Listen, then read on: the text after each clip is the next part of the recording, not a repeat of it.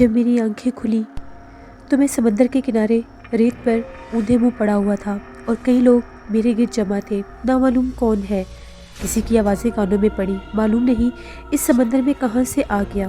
क्या मालूम बेचारे ने हालात से तंग आकर खुदकुशी करने की कोशिश की हो। मैंने आहिस्ता आहिस्ता आंखें खोल दी और एक झटके से उठकर बैठ गया। मेरे सारे कपड़े पानी से भीगे हुए थे। समंदर में दूर दूर तक जहाज़ और कश्तियाँ आते जाते नजर आ रहे थे। बेटा तुम कौन हो? इस बेनाम समंदर की आगोश में किस तरह से आ गए? इनमें से एक बड़ी उम्र के आदमी ने आगे बढ़ते हुए मुझसे पूछा। बाबा आप यकीन करें, मैं खुद नहीं जानता मैं कौन हूँ, मैंने मायूसाना लहजे में कहा। उन्होंने बेचैनी से मेरी तरफ देखा और कहने लगे, बेटा बुजुर्गों के साथ मजाक अच्छा नहीं होता। बाबा आप मेरी बात का यकीन करें, मैं आपको जो कुछ कह रहा हूँ बिल्कुल सही कह रहा हूँ। आपको मेरी बात पर यकीन नहीं हो रहा, लेकिन मैंने जो कहा है सच है। बेटा मेरी एक बात याद रखना, ये बम्बई शहर है, यहाँ पर कोई किसी का नहीं है। यहाँ अपनी हिफाजत आप करना पड़ती है। मेरी समझ में नहीं आ रहा था मैं समंदर में किस तरह से पहुँच गया। मुझे अच्छी तरह से याद है कि मैं पंडित से मुकाबला कर रहा था कि अचानक ही मेरे पैरों के नीचे से ज़मीन निकल गई। मैं मनो मिट्टी तले दबता चला जा रहा था। इस पंडित ने पता नहीं माची और गजाला के साथ क्या सलूक किया होगा, बेचारे बस्ती वालों पर क्या बीती होगी। अभी मैं इन्हीं सोचों में मगन था कि अचानक ही मेरे बिल्कुल करीब एक नए मॉडल की ब्लैक कार आकर रुकी। इसमें से 3-4 नौजवान तेज़ी से निकले और मेरे गिर्द घेरा डालकर कहने लगे, चुपचाप चलकर गाड़ी के अंदर बैठ जाओ। शोर करने की कोशिश की तो पिस्तौल की सभी गोलियां तुम पर खाली कर देंगे, लेकिन तुम लोग कोई सवाल नहीं, सिर्फ हमारे हुक्म की तकमील करो, वरना अगले लम्हे सांस लेने की मोहलत भी नहीं मिलेगी। इनमें से एक ने मेरी बात काटते हुए खूनखार लहजे में कहा। मैं खामोशी से इनके साथ गाड़ी में आकर बैठ गया।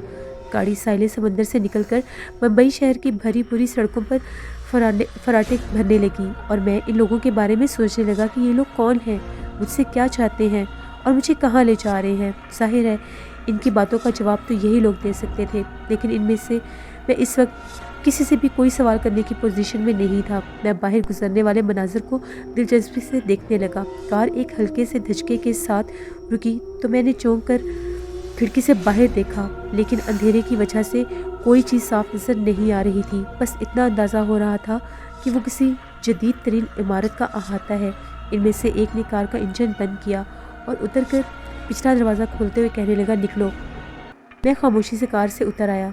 ड्राइविंग करने वाले ने कार का दरवाज़ा बंद किया और मेरा हाथ पकड़कर बरामदे पर चढ़ गया और वहाँ पर दरवाजे दाएं बाएं थे। एक सामने था। इसने दरवाजे को खोला और हम अंदर चले गए। इमारत में मुकम्मल सन्नाटा था।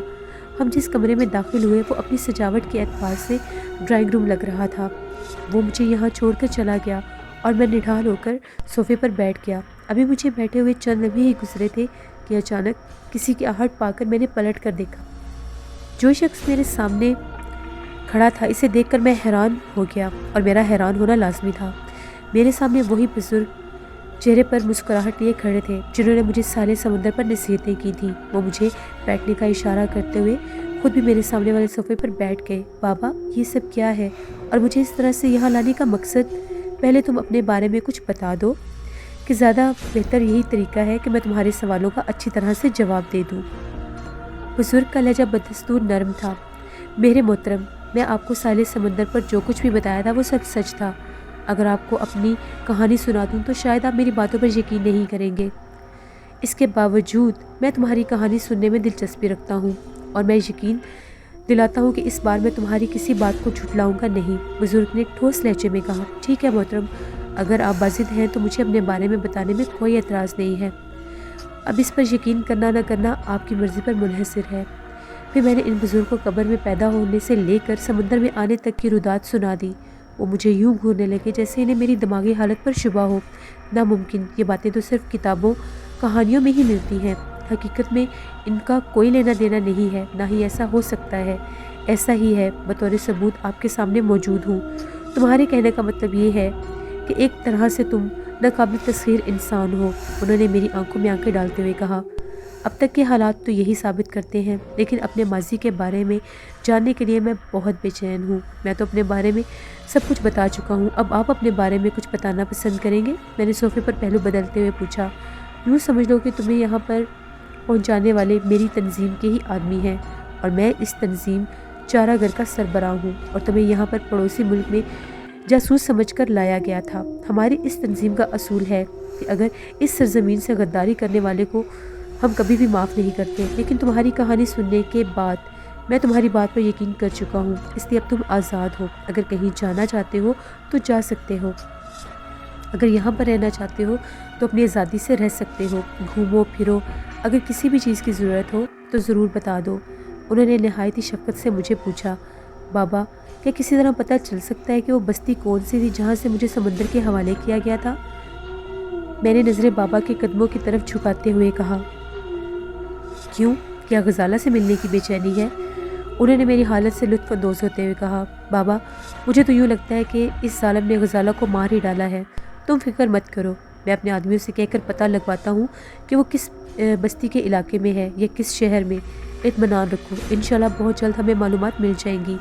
آؤ تمہیں تمہارا بیڈ روم دکھاؤں۔ میں ان کے ساتھ چلتا ہوا ایک خوبصورت بیڈ روم میں پہنچا۔ اب تم آرام کرو، صبح ملاقات ہوگی، یہ کہہ کر وہ بزرگ کمرے سے باہر نکل گئے۔ میں نرم و ملائم بیڈ پر آ کر لیٹ گیا۔ میری سمجھ میں نہیں آ رہا تھا کہ میں کن حالات سے دو چار ہوتا جا رہا ہوں۔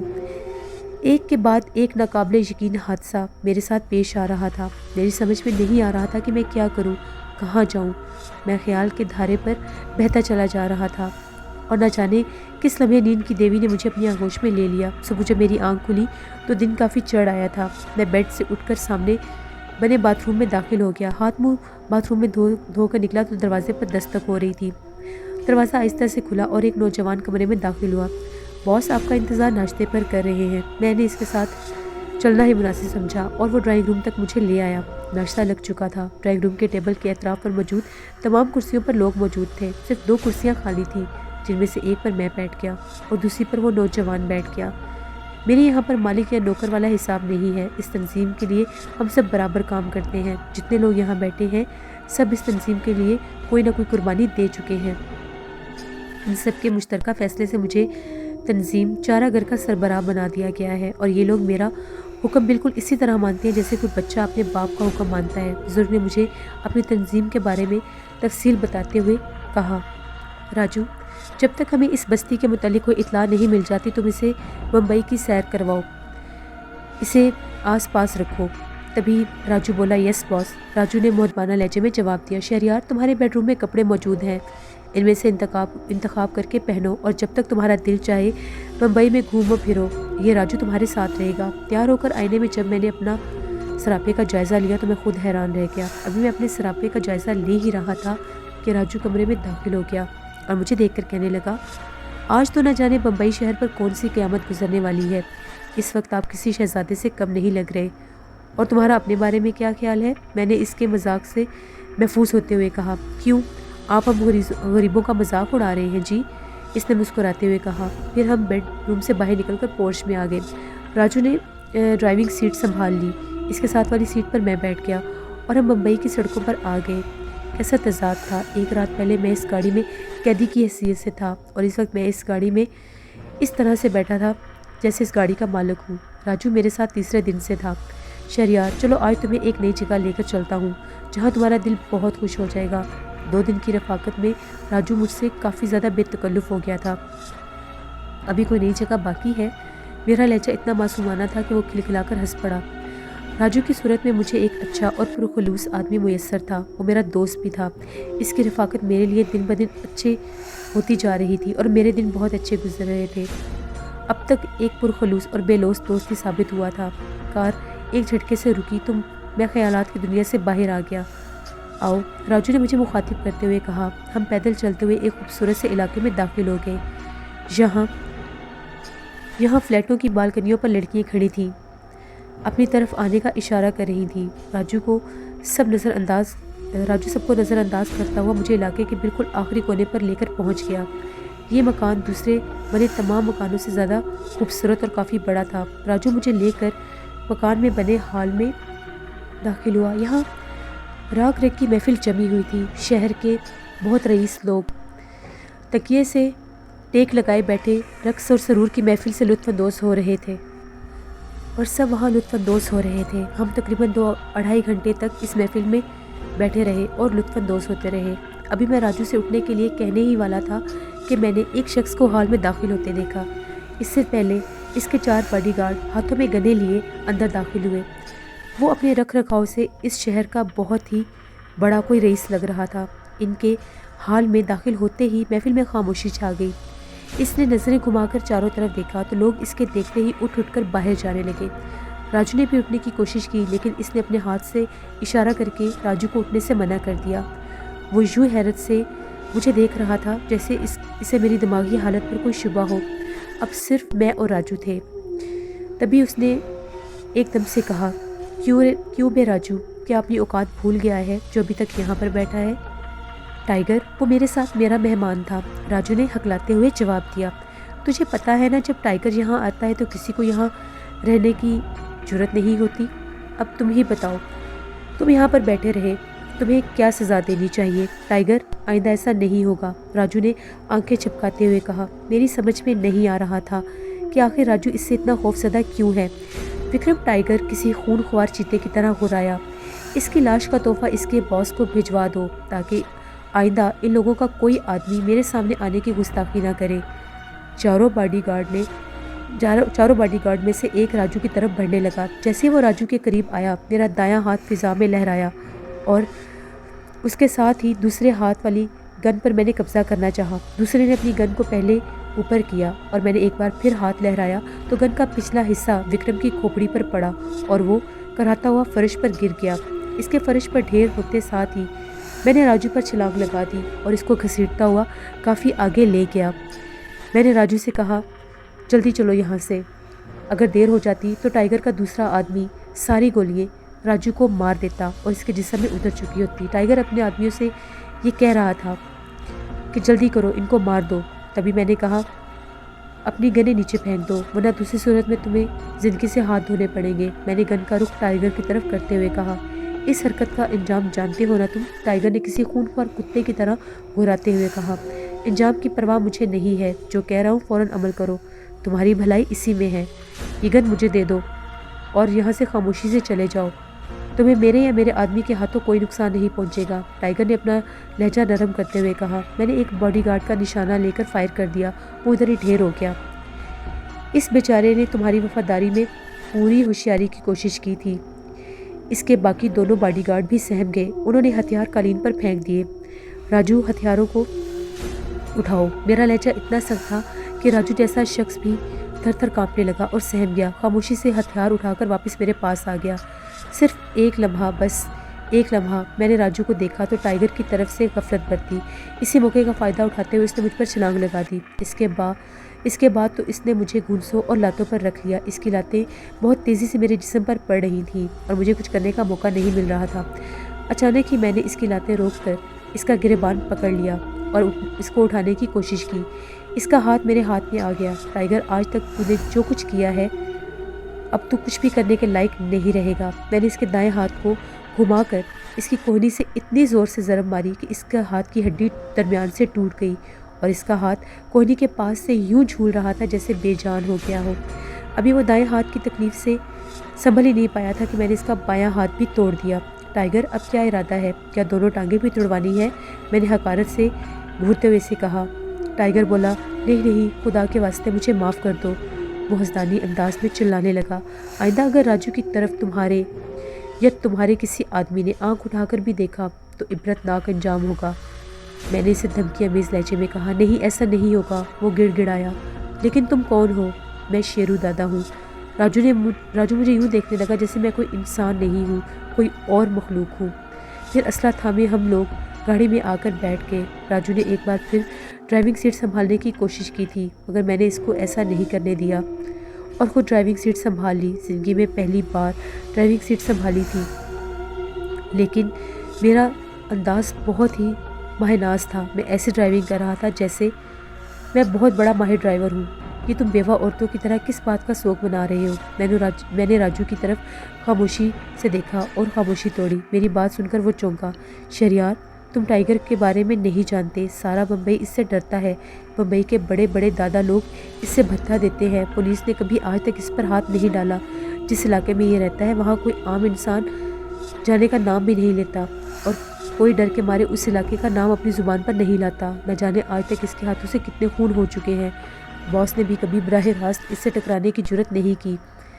इसने अगर अपना असर वसूख इस्तेमाल किया तो पूरे मुंबई की पुलिस तुम्हारे पीछे पड़ जाएगी। राजू ने खौफजदा लहजे में मुझे टाइगर के बारे में सारी तफसील बता दी।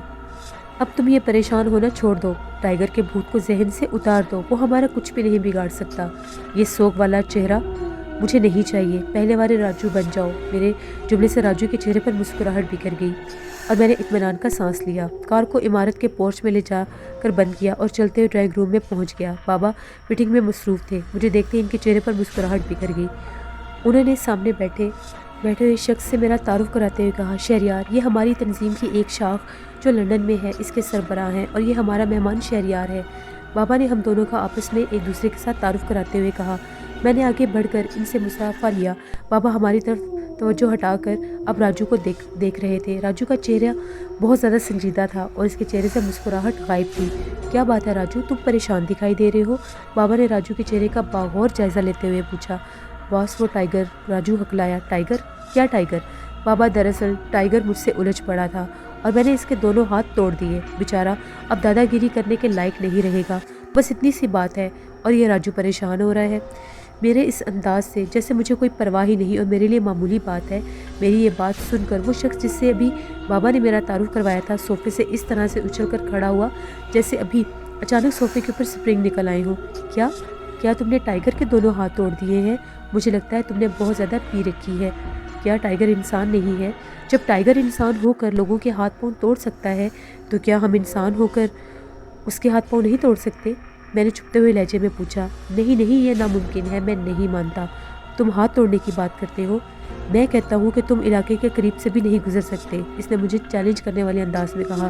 ठीक है, कल हम वहाँ पर ही चलेंगे जहाँ टाइगर का इलाका है। तुमने जो कुछ देखना है देख लेना और अपनी आंखों से देख सकते हो।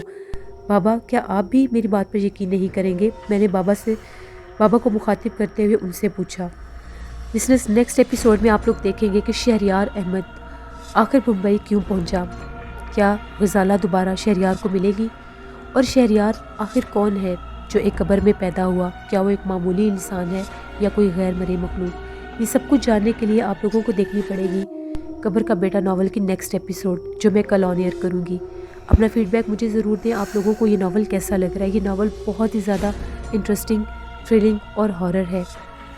अपना बहुत सा ख्याल रखिएगा। Thank you for watching. Stay best. Allah निगहबान।